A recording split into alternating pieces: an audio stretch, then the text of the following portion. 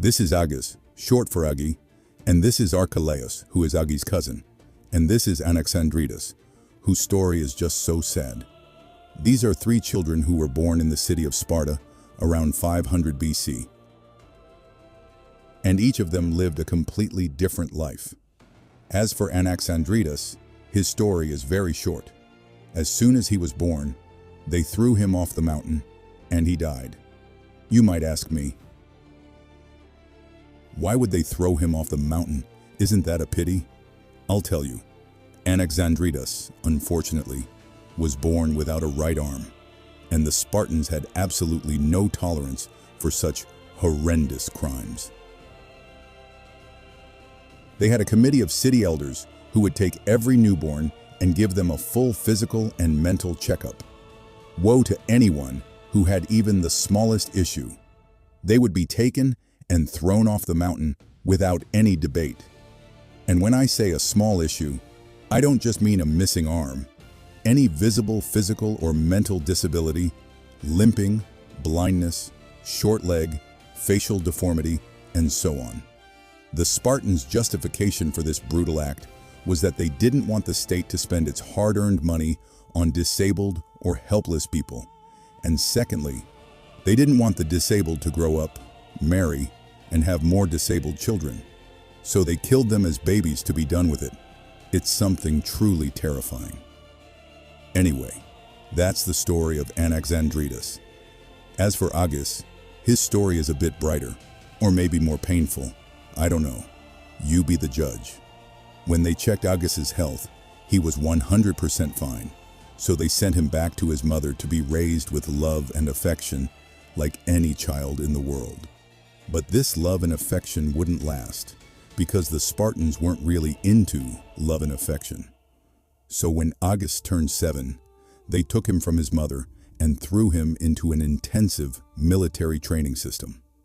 Yes, you heard that right. At 7 years old, a Spartan child enters a military school. These guys had no time to waste on math, reading, and such trivial things. Now, this school was a bit different from other military schools in history. How different, you ask? I'll tell you. Attendance was mandatory for all children. There was no such thing as, I want my son to be a doctor or an engineer. God forbid.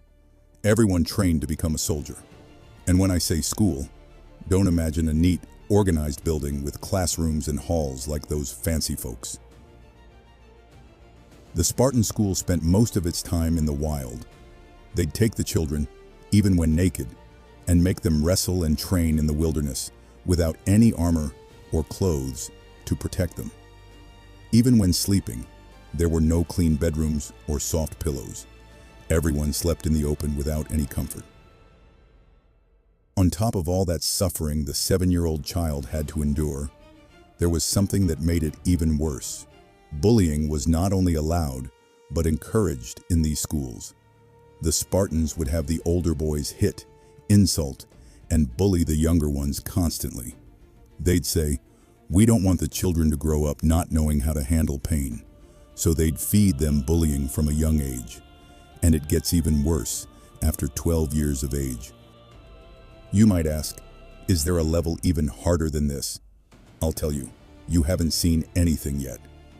Once a child reaches age 12, they take all his clothes and give him only one garment to use all year round, through summer, cold, storms, and dust. It's just one outfit he has to get used to, and that's very difficult because, as you remember, the Spartans slept in the open without protection. And of course, the child was forbidden from washing his body or keeping himself clean, because hygiene weakens the skin and makes you unable to tolerate germs and pain. And surely, the Spartans would never allow that. The poor child was sleeping in dirt and mud all year and wasn't allowed to wash it off. But all of that is one thing, and the hunger is something else entirely. You ask, what hunger? I'll tell you, the children in these schools were given very little food, just enough to keep them from dying or getting sick, but never enough to be full. Naturally, as you know, children need plenty of food to grow and be active. So the question remains, How did the children get extra food for their health and growth?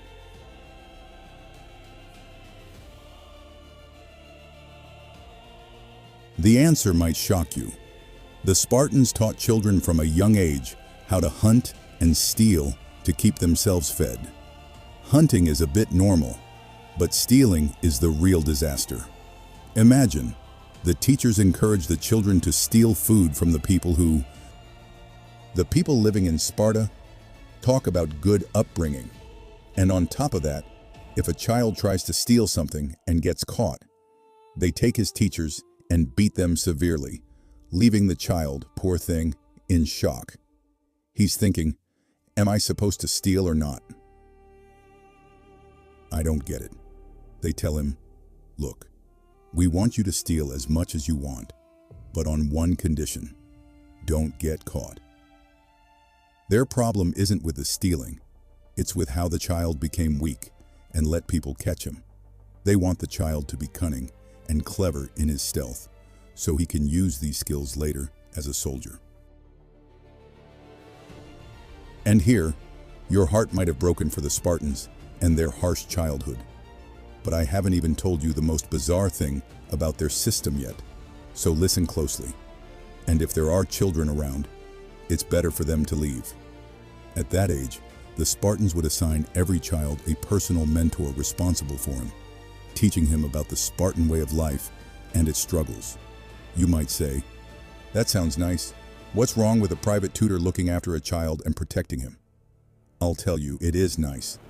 But the problem is the Spartans would have this mentor engage in sexual acts continuously with his student.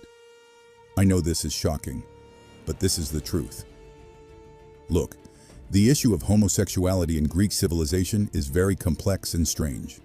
The Spartans allowed sexual relations between the mentor and the student to strengthen the bond between them and build greater loyalty, because the Spartan system, in general, worked to strip away the loyalty and love a person feels toward their family and kin, trying to shift all of that loyalty and love toward their fellow soldiers.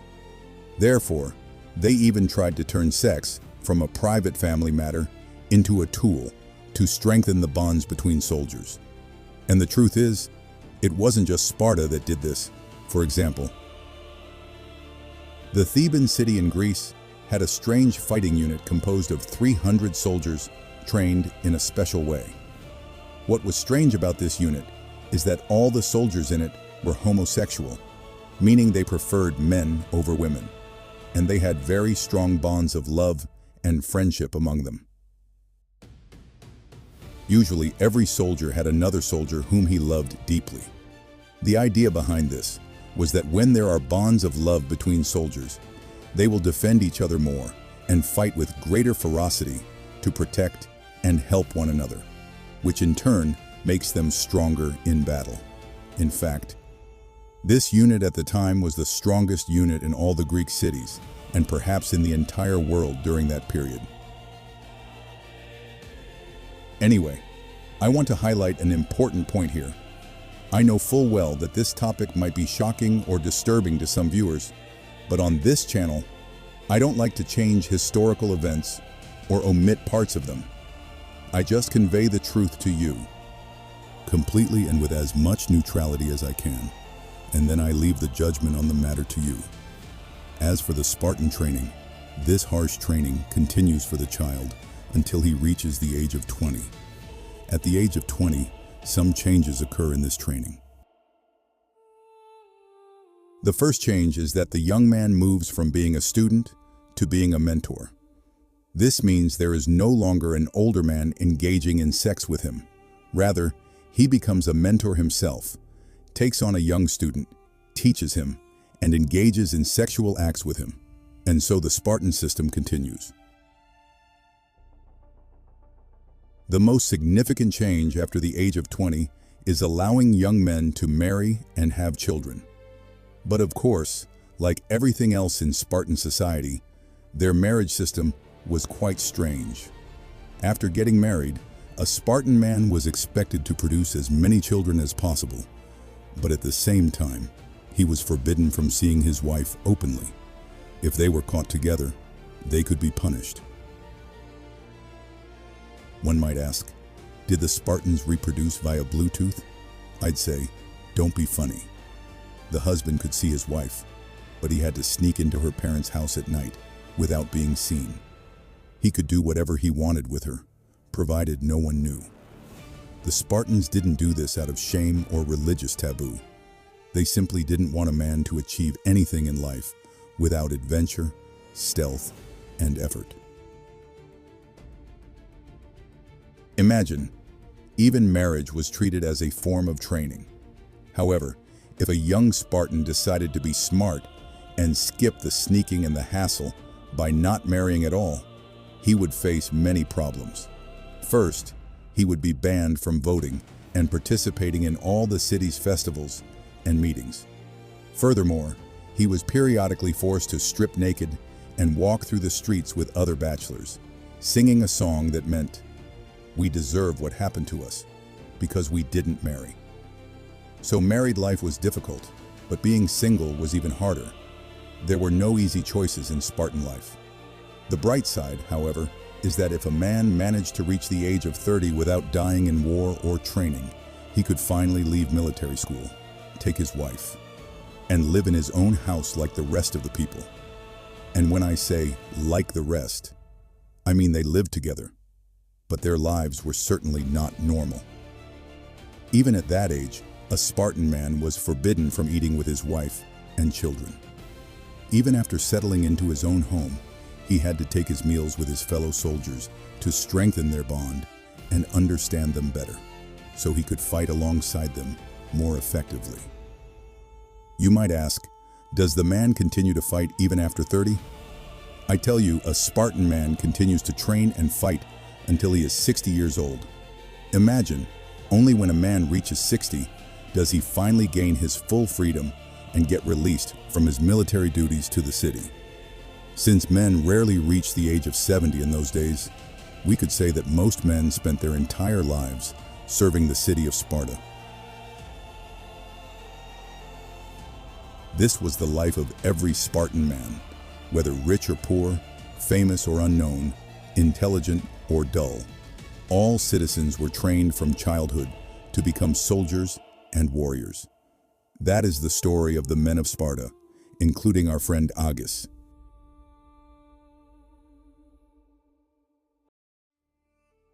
Now that we know the story of Agis and Alexandros, it is time to look at the story of Archelaus and how the Spartan women lived. When you see a society as obsessed with war as Sparta, you would expect women's status to be very low, because as you know, the more war there is, the lower the status of women in society tends to be.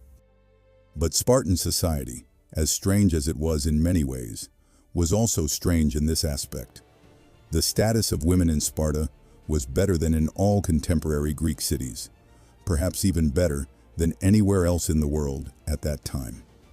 Spartan women had the right to own and inherit property, just like men, which was very rare in those days. Moreover, at a time when women were forbidden from leaving their homes in Athens and other Greek cities, Spartan women had the freedom and independence to go out, participate in society, manage their properties, and even discuss matters with men and give their opinions with courage.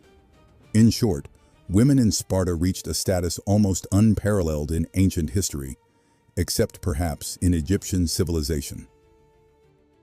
Finally, regarding the status of women, notice I have been focusing on this term for a while rather than the lives of women.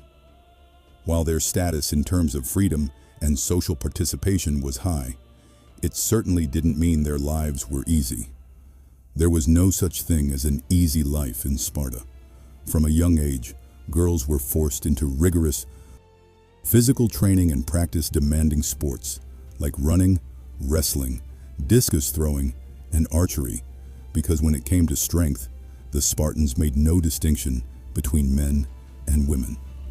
Everyone must train and strengthen themselves. You might ask, does this mean Spartan women trained to participate in wars alongside men? I would tell you no, that is not the case.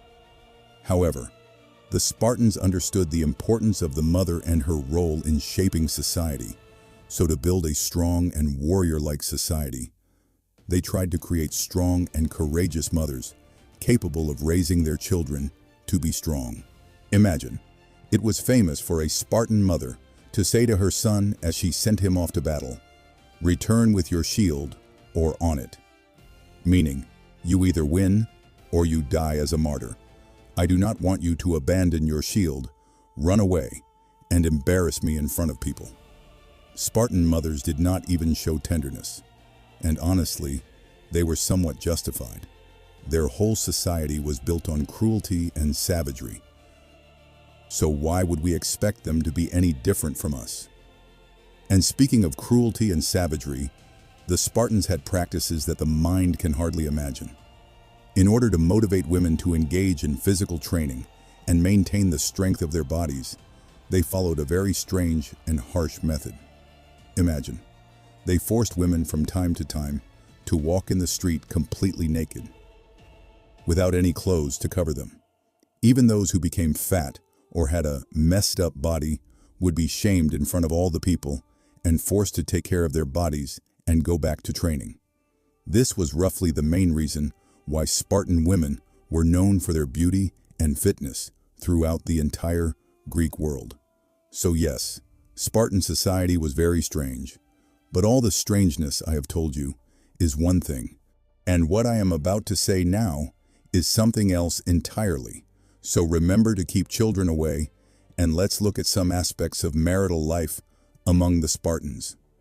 Look, first of all, you have to understand that the Spartans treated sex as a means to serve the city, not as something for pleasure or fun. Of course, they enjoyed it normally, but the point is that they were prepared to use it in any way that benefited their city, no matter how strange or annoying the matter might be to us. Imagine, when a Spartan citizen's wife could not have children, it was perfectly normal for him to borrow his friend's wife and have sex with her so she would become pregnant and bear him children. Then he would return her to his friend and tell him, "I will never forget this favor." Similarly, if a man grew old or became ill and his wife was still young and could produce children, it was perfectly normal for him to let her have sex with one of his friends so that she would continue to produce children for the city.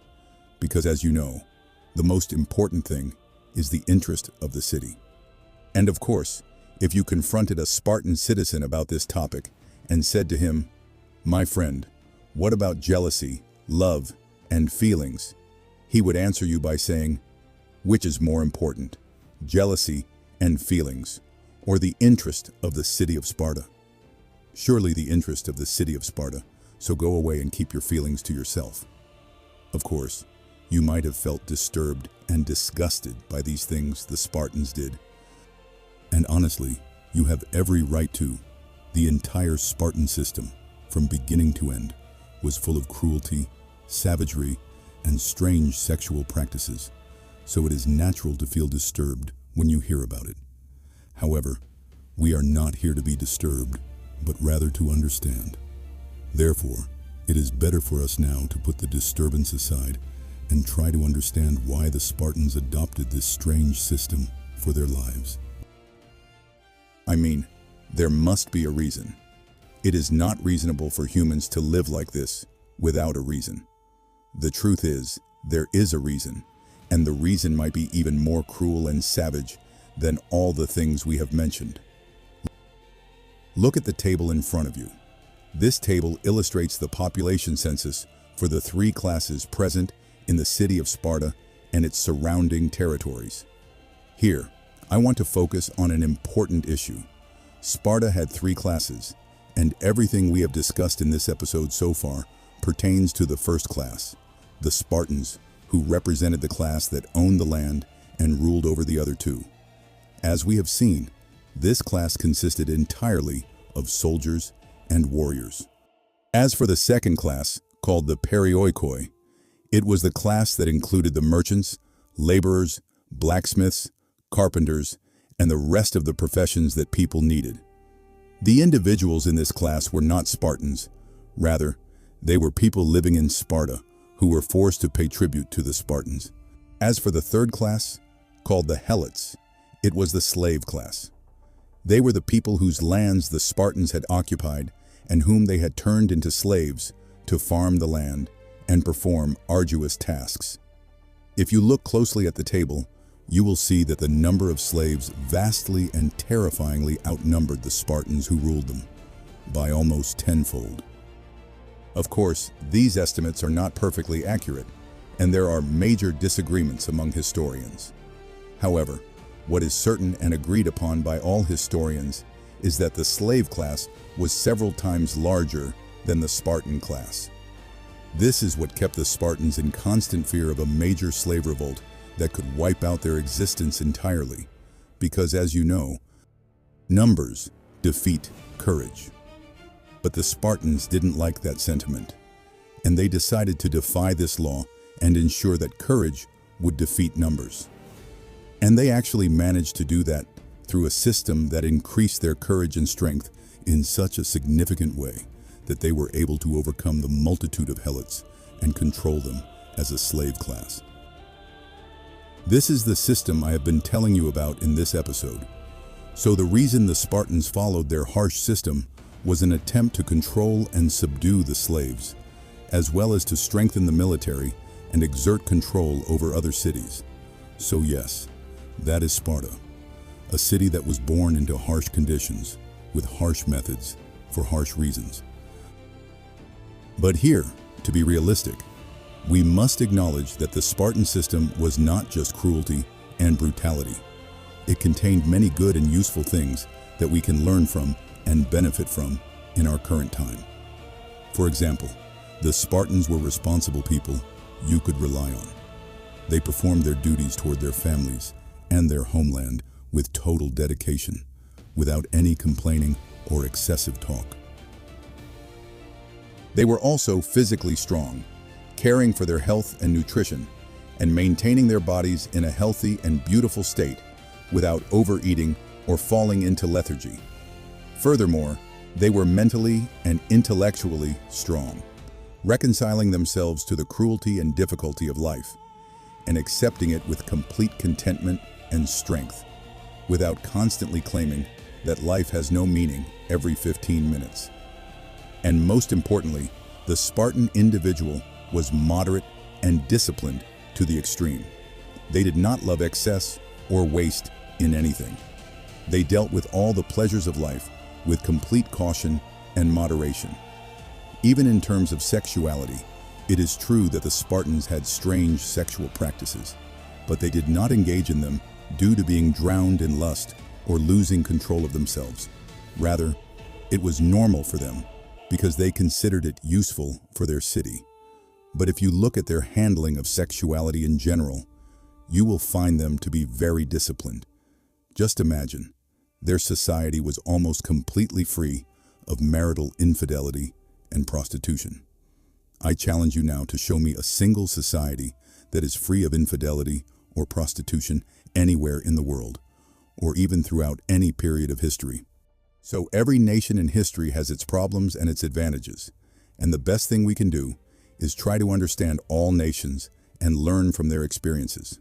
This episode was an attempt to understand the experiences of the Spartan people and learn from them.